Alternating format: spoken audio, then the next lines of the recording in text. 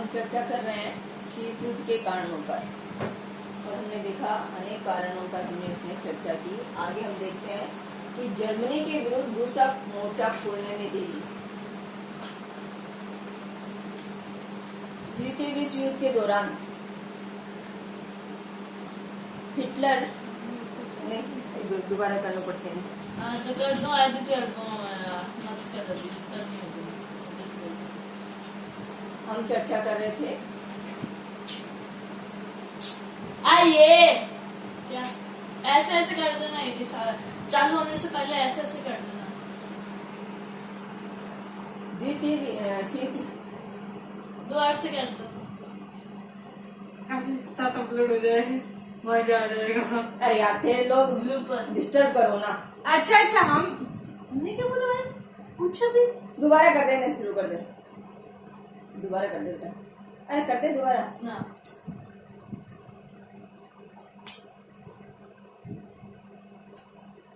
Take one start. हम चर्चा कर रहे हैं शीत युद्ध के कारणों पर। तो अनेक कारणों में से एक कारण यह भी रहा कि जर्मनी के विरुद्ध दूसरा मोर्चा खोलने में देरी।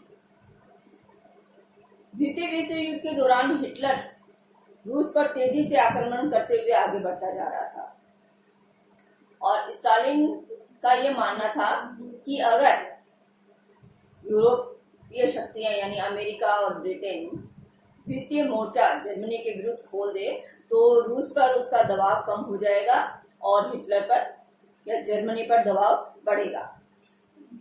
लेकिन अमेरिका और ब्रिटेन ने द्वितीय मोर्चा खोलने में जानबूझकर देरी की और ये कहा कि द्वितीय मोर्चा अभी खोलना संभव नहीं है क्योंकि इसके लिए तैयारी नहीं है।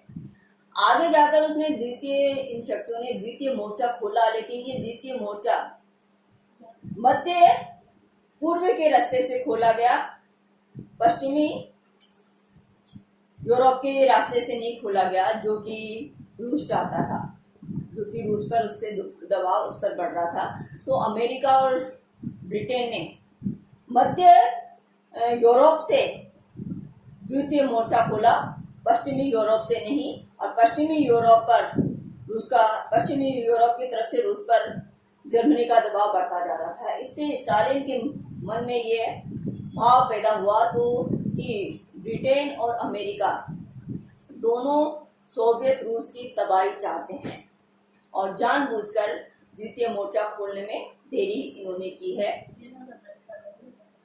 अतः सोवियत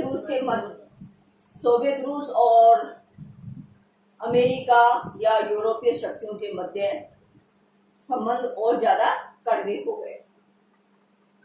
नेक्स्ट कारण है पश्चिमी राष्ट्रों का फासिस्टों के साथ गठबंधन।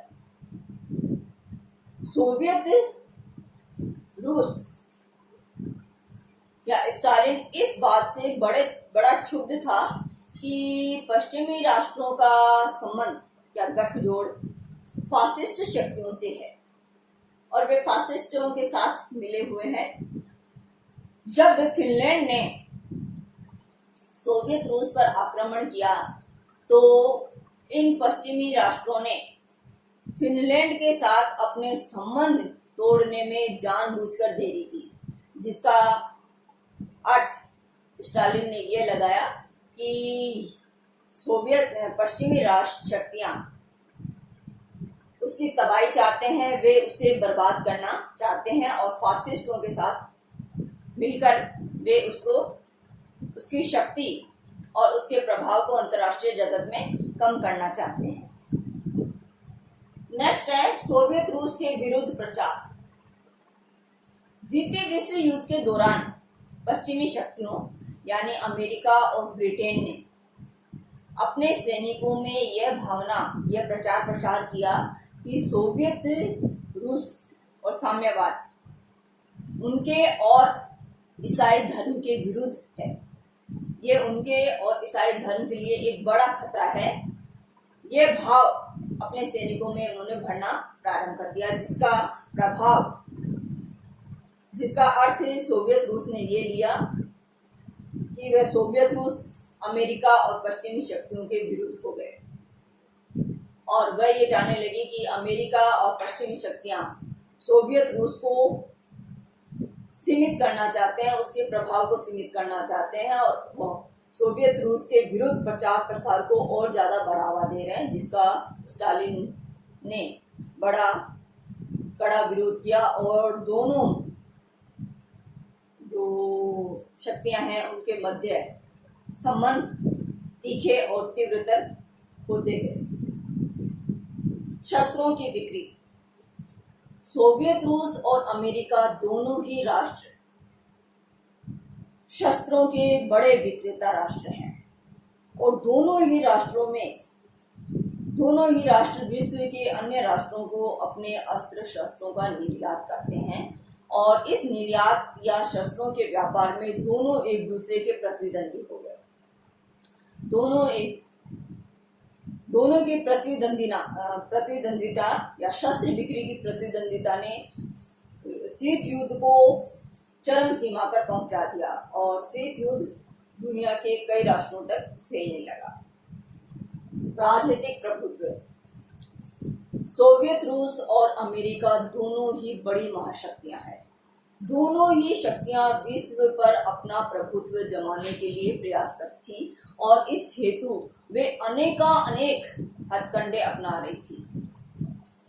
फलतः दोनों में विश्व राजनीति पर अपनी प्रभु सत्ता जमाने, अपने प्रभाव को बढ़ाने के लिए प्रतिस्पर्धा प्रारंभ हो गई और इस प्रतिस्पर्धा ने शीत युद्ध को और ज्यादा भड़का दिया। उपनिवेशों में राष्ट्रवादी सम्मेलन, राष्ट्रवादी आंदोलन।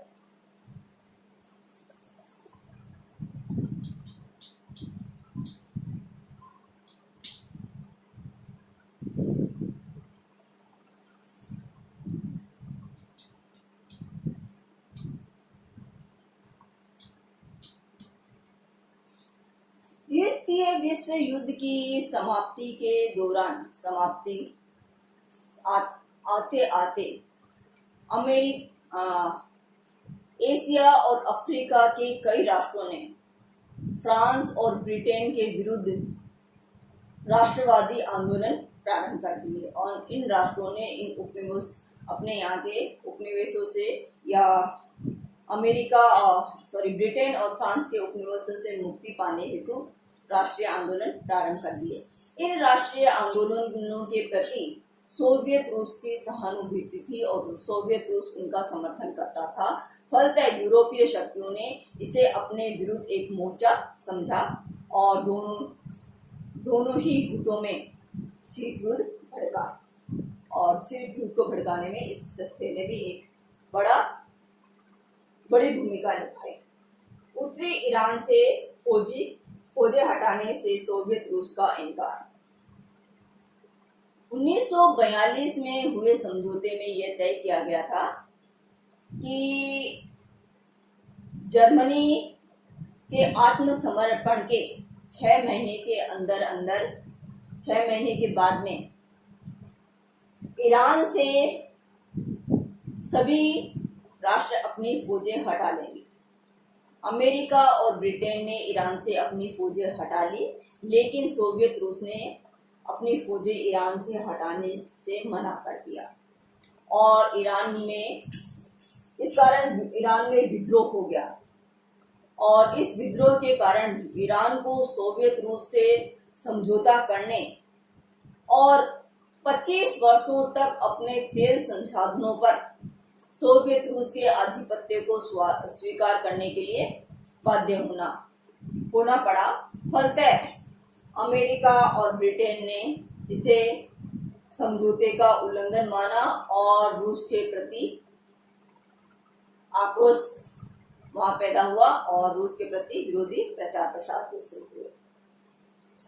सोवियत संघ का यूनान पर दबाव।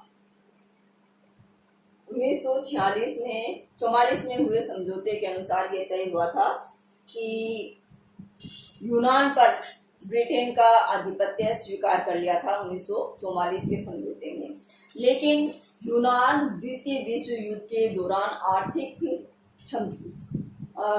ब्रिटेन को द्वितीय विश्व युद्ध के दौरान बड़ी आर्थिक और सैनिक क्षति हुई।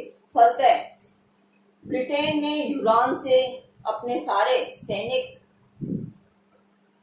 मोर्चे हटा लिए। इस यूनान से ब्रिटेन के द्वारा अपने मोर्चे हटा लेने के बाद में, अपने सैनिक अड्डे हटा लेने के बाद में यूनान में एक शक्ति शून्यता पैदा हो गई और इस शक्ति शून्यता को भरने का प्रयास सोवियत रूस ने प्रारंभ कर दिया। सोवियत रूस ने साम्यवादी